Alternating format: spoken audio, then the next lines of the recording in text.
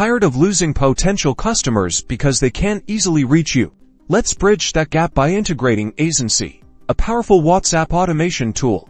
With your Shopify store, this will let you provide instant customer support, order updates, and even run marketing campaigns directly through WhatsApp. First, you'll need an active Aisensy account and the specific WhatsApp script they provide for integration. Make sure you have that script copied to your clipboard. Now, head over to your Shopify admin panel. From here, navigate to Online Store, then click on Themes. Next to your current active theme, find the 3 dots and click on them from the drop-down menu. Select Edit Code. This will open the code editor for your theme. In the code editor, locate the file named theme.liquid. It's usually found in the Layout section of the file directory on the left side of your screen. Click on it to open it. Scroll down to the very bottom of the theme.liquid file just before the closing less than body tag.